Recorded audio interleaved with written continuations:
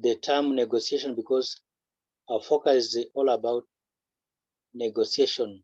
So look at the picture. Then as we move on to the introductory bit of the training,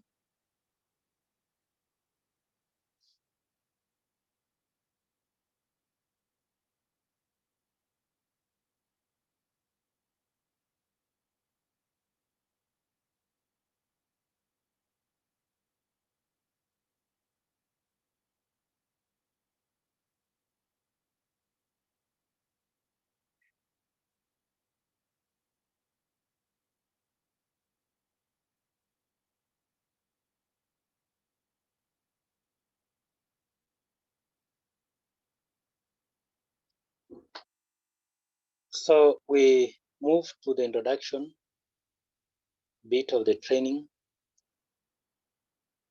and the introduction of the training has to do with the course outcomes or the training outcomes. We are going to look at the 2 training outcomes. In this training, we are going to talk about the elements of negotiation, relationship of the elements of negotiation and the communication, but we shall delve more on elements of negotiation. So what we are entirely saying there is that by the end of the training, the attendee should be able to state the elements of negotiation. So they need to state the elements of negotiation. Then number 2, to explain the relationship with elements of negotiation. Elements of negotiation, elements of communication in the negotiation. So we move on and they talk about this element in a short while.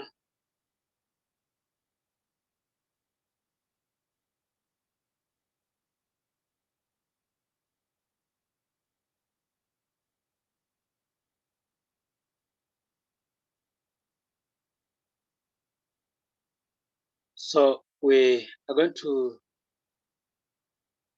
go straight to the point without wasting much time.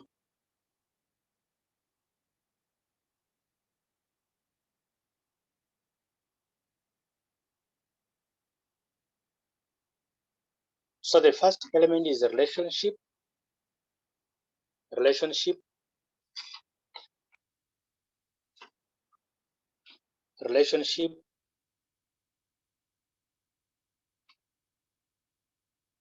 and the kind of relationship we're talking about is that involves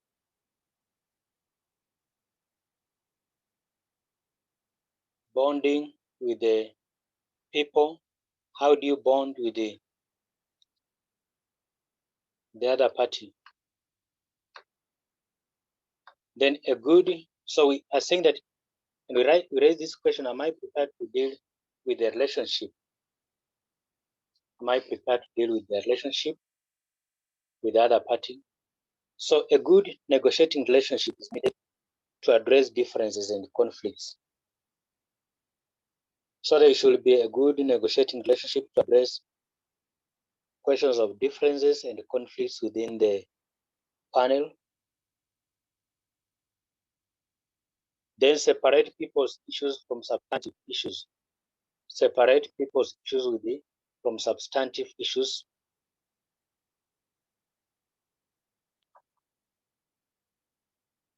Then plan and prepare to build and maintain a good working relationship. So you plan and prepare to build a good working relationship.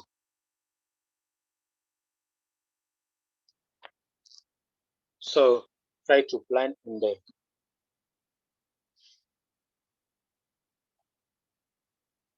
maintain a good working relationship with the people that you are negotiating with.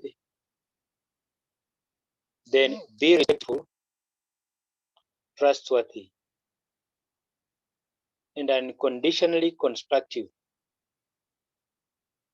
So on the questions of relationship, we are talking about respect, trustworthy, unconditionally constructive. And with this, then the relationship will help you address questions of differences and the conflicts that might arise during the process of negotiation. So many times we negotiate for things and we fail to look at the relationship. The relationship between the parties is pertinent, so to speak, because it's with a good relationship that you are able to come up with a solution. But if you don't maintain a good relationship, then the solution will be difficult to arrive at.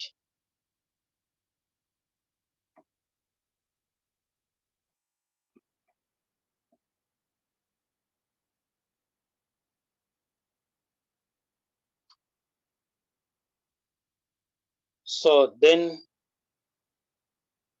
we talk about something else, something different. Communication is another element. We shall spend some time on communication here because communication entirely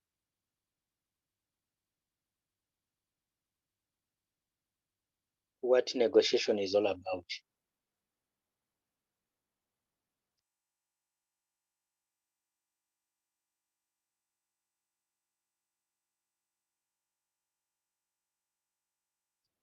So am I ready to listen and talk effectively?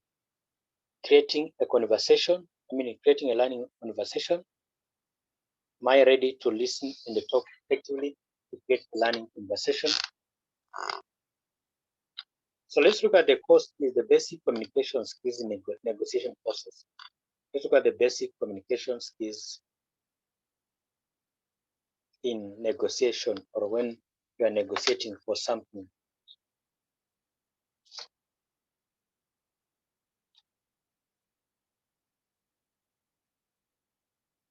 So we have what you call active listening. And to do active listening, we must overcome some of our tendencies and habits that interfere with good listening. Overcome some of our tendencies and habits that interfere with good listening.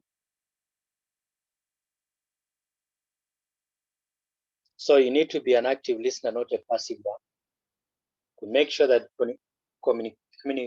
conversation that led to negotiation goes on smoothly. Then acknowledge what has been said and felt. Have you effectively demonstrated to the other negotiators that you have heard and understood what they have said? Use paraphrasing and summarizing. So you can paraphrase what they have said. You can summarize what they have said in the discussion.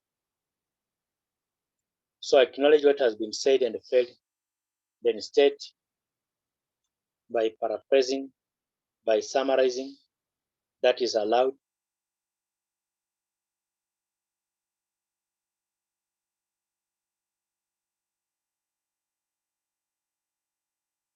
Then listen to understand and speak to be understood. Listen to understand and speak to be understood.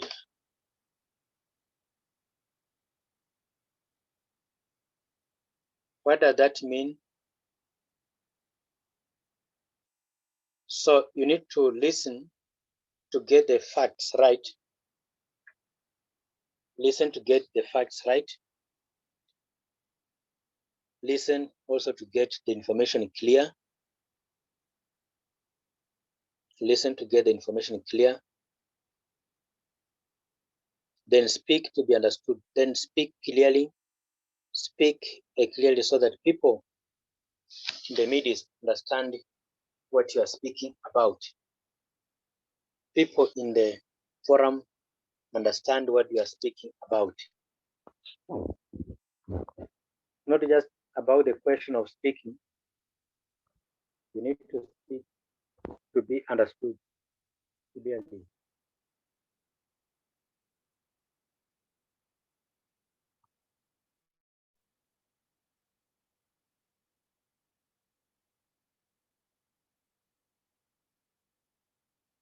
So have you thought about ways to communicate with the other party by using words at the right time in a way that they will understand? Have you thought about ways to communicate with the other party by using words at the right time in a way that they will understand you? So speak to be understood by the other party. It's very important that you do that.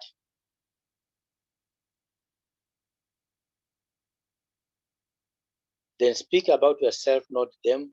Don't speak about other people. Have you let them know what are the crucial issues of you and your community and how you feel about the problem at hand? Use I statements. Don't use you statements.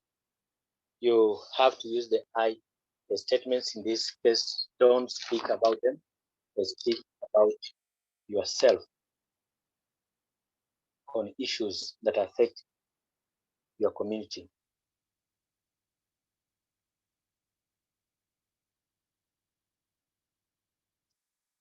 Then we move on to the next bit.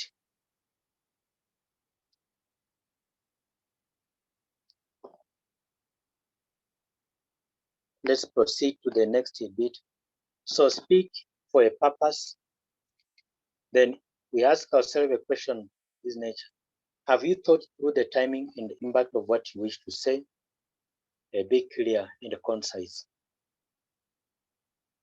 So you need to be clear and concise to what you are speaking. Don't just rush to communicate. Be clear and even concise.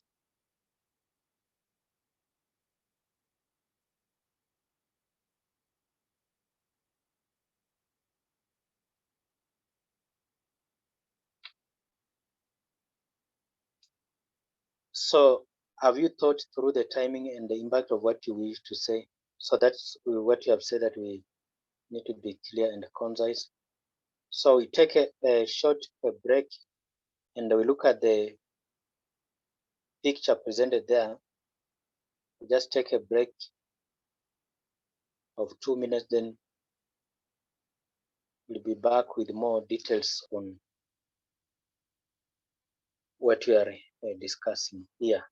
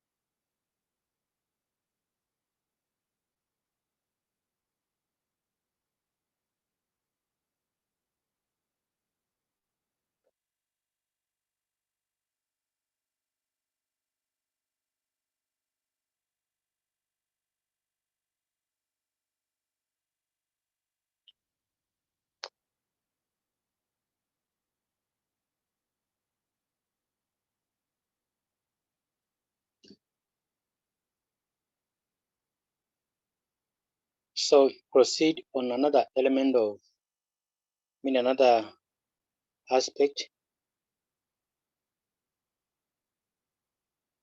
interests. So what do people really want? So you look at the items or issues that people want in the negotiation table. So collectively identify and articulate the interests, the concerns, and the needs of all relevant parties, mine, yours, and theirs. Identify and articulate the interests, concerns, and the needs of all the relevant parties. My needs, your needs, and their needs. Remember, most parties do not know all their interests or necessarily agree on their interests. Most parties do not know all their interests or necessarily agree on their interests. Identify and prioritize community interests together. Get on the same page. If you are negotiating for the community, then find out the priority of the community interests so that whenever you are doing the negotiation, you don't read a different script, you read from the same page.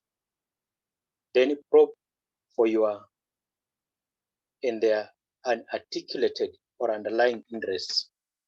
So try to find out their unarticulated, unspoken, and underlying interests. Then share and clarify the respective interests of the parties. Share and clarify the respective interests of the parties. Then move beyond speculation about to acknowledgements of the interests.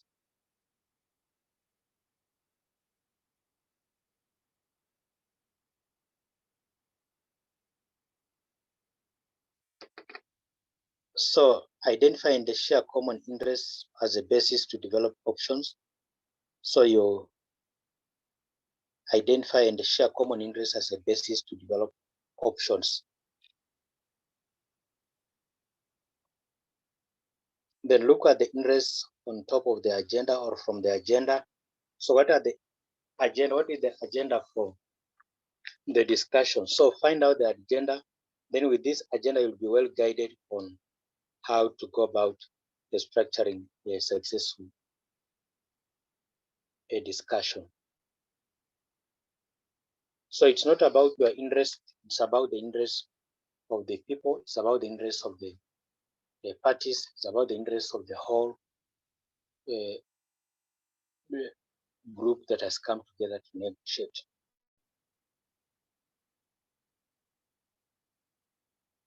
Then we have another case, what we are referring to as options. What are the possible arguments or bits of an argument? What are the options? What are the alternatives given? So design options, not positions. So you don't have positions. So whenever you are discussing, don't go for the positions. Don't become static and say that this is my position, and this is the position that I will focus on. Don't. That is something that is not expected during the negotiation process. Then create options to meet interests of both parties. So you create options to meet the interests of both parties. So the option that you come up with should meet the interests of both the parties. Then remember, when designing options, they also must transparently meet the interests. When designing options, they also must transparently meet their interests. Then find ways to maximize joint gains for both. So you get ways to maximize the joint gains for both the parties.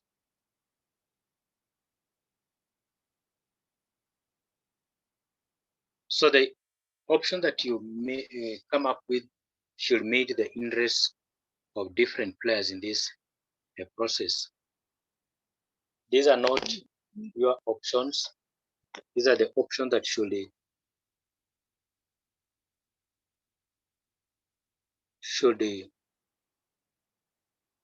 affect the entire group. So you need to be very careful. So option is another aspect or another element.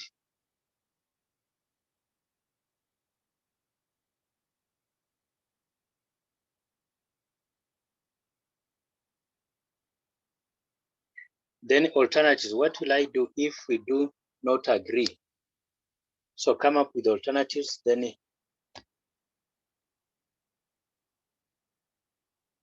do we need to negotiate, or can we satisfactorily meet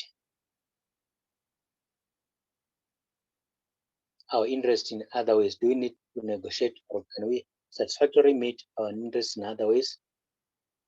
Then identify and articulate our best doable alternatives to a negotiated agreement. So you identify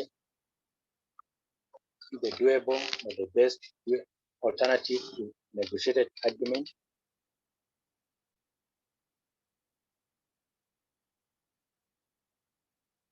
So then fully understand the implication, consequences, risks, and the costs of your position. So understand the implication and the position of your negotiation. Select and improve on it. Identify the best and the worst alternative open to the other side. So you identify the best and the worst alternative and be open to the other side during the negotiation. Then we have the question of legitimacy. What criteria will I use to persuade each of us that we are not being ripped off, we are not being conned?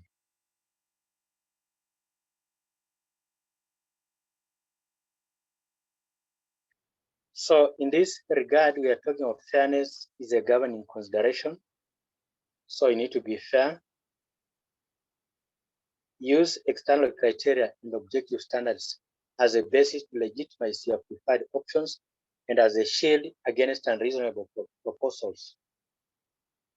A shield against unreasonable proposals from the other side. Use demonstrable fairness of the process and outcome to persuade them of the merits of the proposal. Then offer the negotiator an attractive way to explain his decision to his principal. So because you have been sent to the negotiating table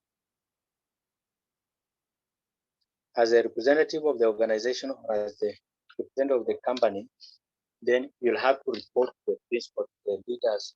So you need to offer the negotiator an attractive way to explain the decisions to the principal. Then you need to be fair. Here.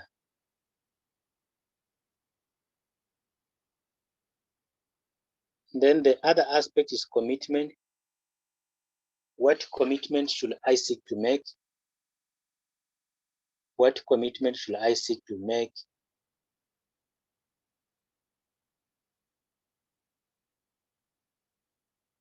So get commitments at the end, not the beginning. What commitment should I seek to make? Then number B, identify all of the implementation issues to be included in the agreement. Identify all the implementation issues to be included in the agreement. So you identify all of them. There should be no post-agreement surprises. So you can imagine after the argument, after the discussion, then somebody comes up later and gives another suggestion. So there should be no post-argument surprises from any team or any party. Then plan the time frame and steps to implement the agreement. You plan the time frame, steps to implement the agreement, the said agreement.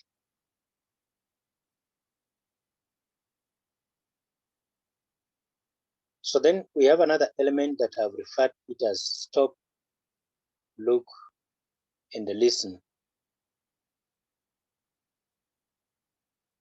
So stop, look, and listen.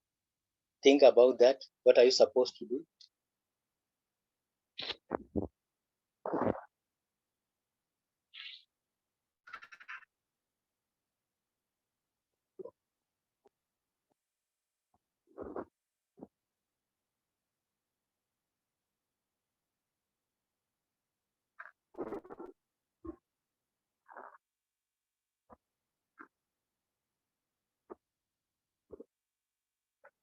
So you have been told that you stop,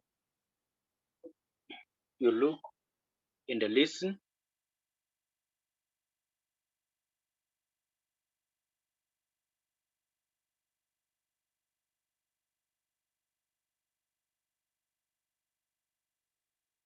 So where is the prosecutor coming from?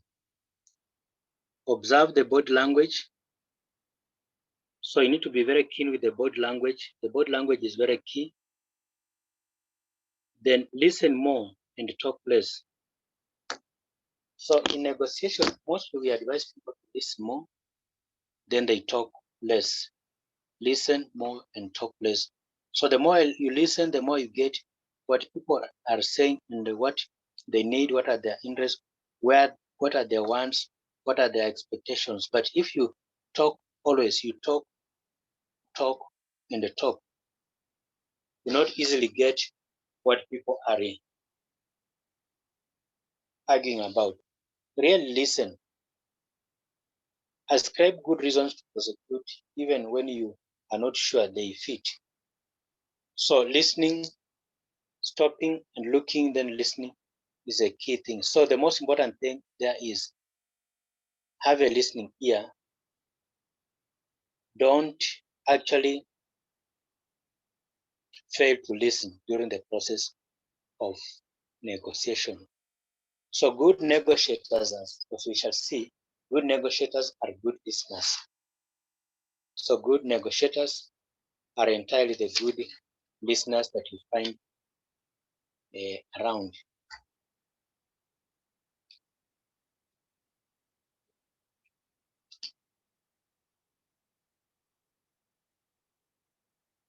Now, I'm giving a number of quotes on negotiation elements, but in case you're able to read from you and then read them for yourself, and you read them for yourself and write with the presentations on that slide, then I'll explain something about these quotations by the scholars who have talked about negotiation.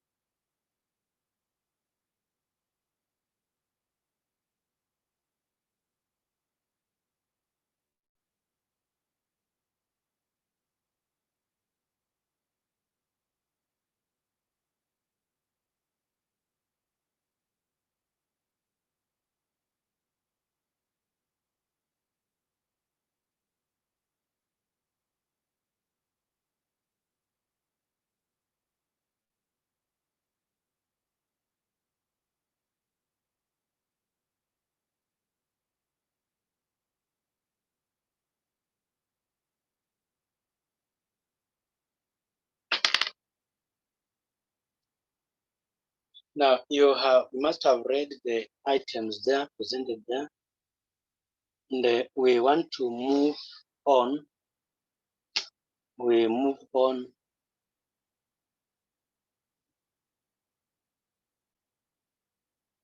So we are saying that the first quotation says that the first thing to decide before you walk in any negotiation is what to do if the other chap says no. So it's not always that when you get to the negotiating table, then the other guy will say, yes, that is okay, that's good. So the first thing to decide before you walk in any negotiation, then figure out what to do if the other negotiator or the other person you're negotiating with, your opponent says, no, this is not the deal that I wish us to have. So imagine you are the one. What will you say? What will you do when the other guy says that is not the best deal and I will not go by what you have suggested? Think about it. Do you walk out of the negotiation? Do you walk out of the negotiating table? If you get the answer no, what are you going to do? Do you walk out? Do you give conditions that there is no more negotiating? So you need to prepare your emotion. That question talks about an emotion. An emotion is a very key component of negotiation. So what emotions are evoked when somebody says no during the negotiation process? That's a question that pushes us to emotion. The quote was given by Ernest Bevin. Then let's look at the second quote in blue by John F. Kennedy. John F. Kennedy was the president of USA, one of the best presidents of USA in the world at large, the world has ever had, USA has ever had. So let us never negotiate out of fear, but let us never fear to negotiate. So John F. Kennedy in this case talks of we should not fear to negotiate. Don't fear. Don't fear to negotiate. Don't fear. So he said that let us never fear to negotiate. Let us never negotiate out of fear, but let us never fear to negotiate. That's by John F. Kennedy, the former US president. So another element that he's trying to present in that quote is that do not fear, negotiate. So then number 3, as we move down, the most difficult thing in any negotiation almost is making sure that you strip it off the emotion and deal with the facts. So this wants us not to have the emotions. So the presenter Howard Becker said that we should strip ourselves free of the emotions and then we deal with the facts. So deal with the facts and not the emotions. Deal with the facts, not the emotions.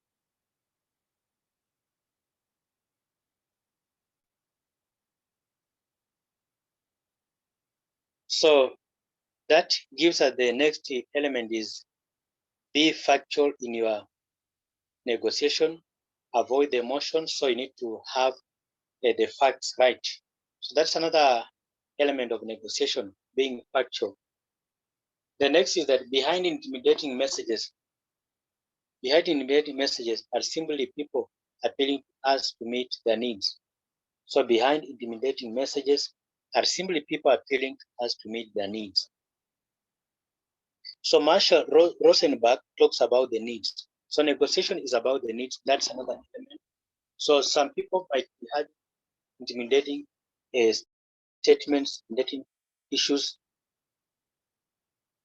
But behind this, these guys are looking for the needs. They're coming with the needs. So somebody pushes a statement that is not good, that is driving you the emotions, but basically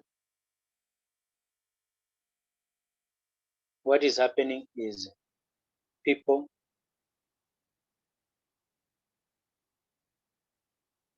are pushing this to have their own needs met.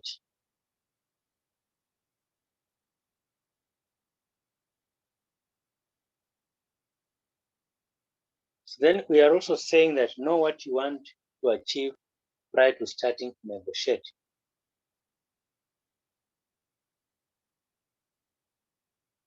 Know what you want to achieve prior to starting to negotiate. So before you start the negotiation, then get to know what you really want. What do you want out of the process?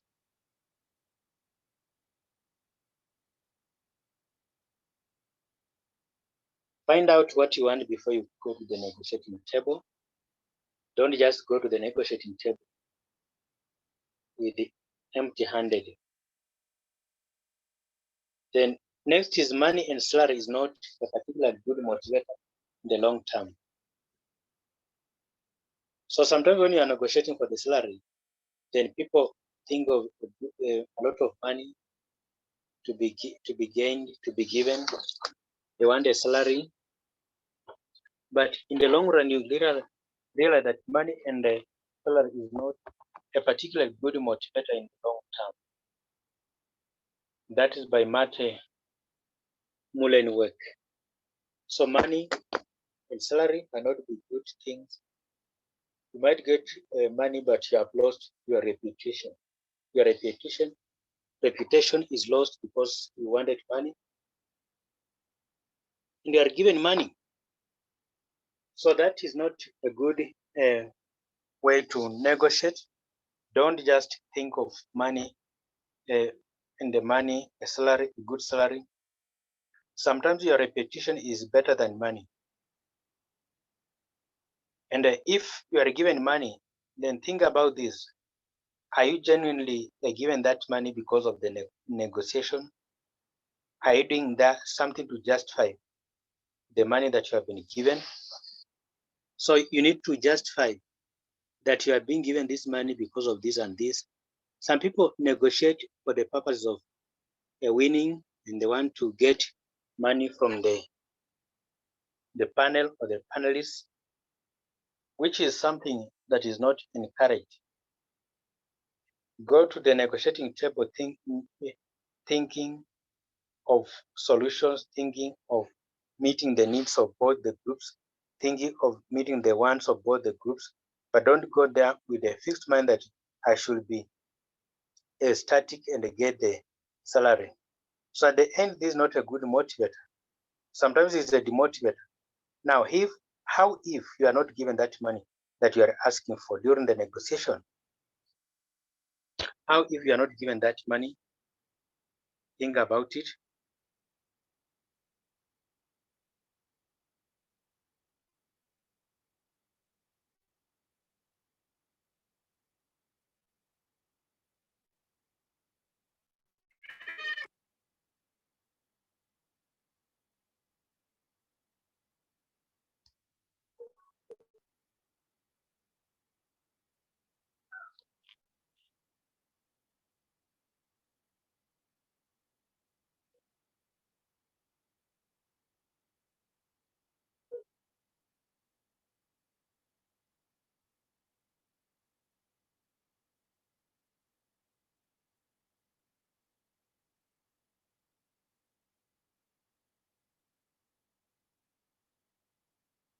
Now, sometimes if you fail to get the money, then you get demotivated. And that's why we are saying that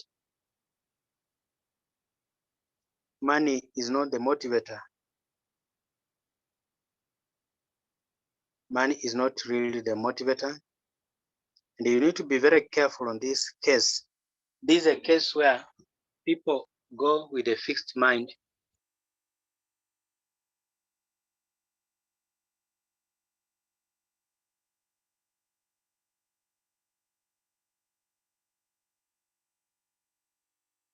becomes a demotivator. It does not motivate you. In the near run, you get a shock out of it. So money might not be a motivator. A salary might not be a motivator. Sometimes, how if that is not made, you get into trouble.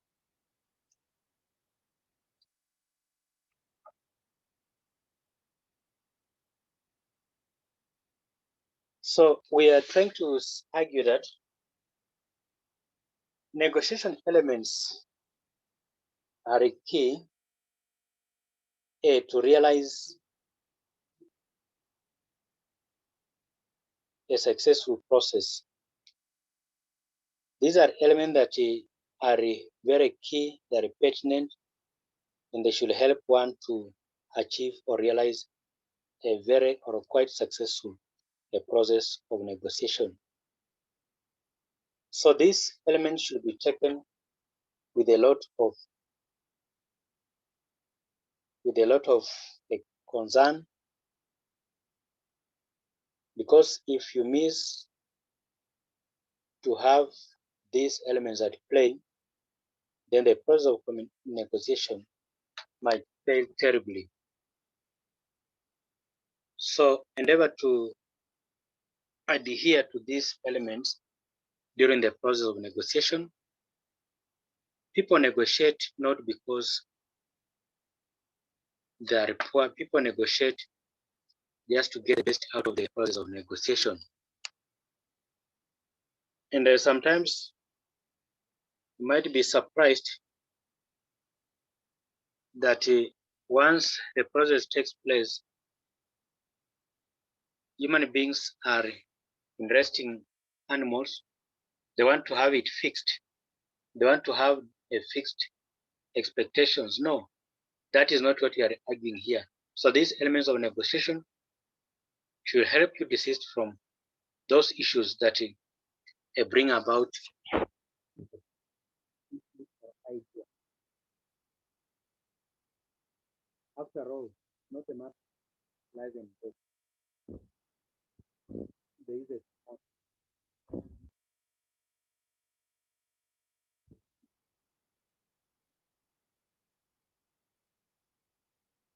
now that said,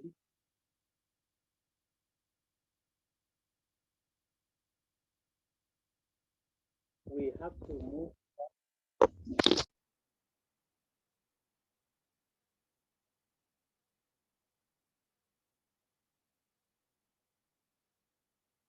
We have spent some time here, nearly an hour, talking about the elements of negotiation. So those elements are very key in our daily activities. Therefore, we have to think about these elements and find out ways in which these elements are beneficial when it comes to negotiation. I just want to point at one element here.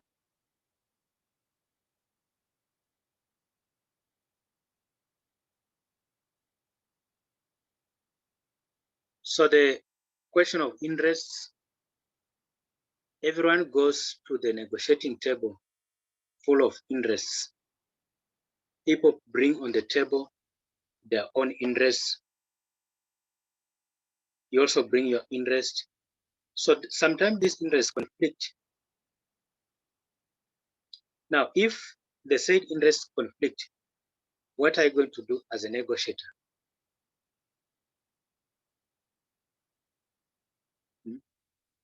What do you do as a negotiator?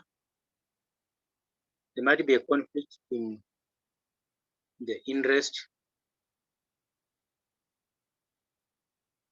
So whenever there is a conflict, then the interest, then you need not to press so hard. you don't need to argue so much. So try to find the best way to resolve this before it becomes a trouble.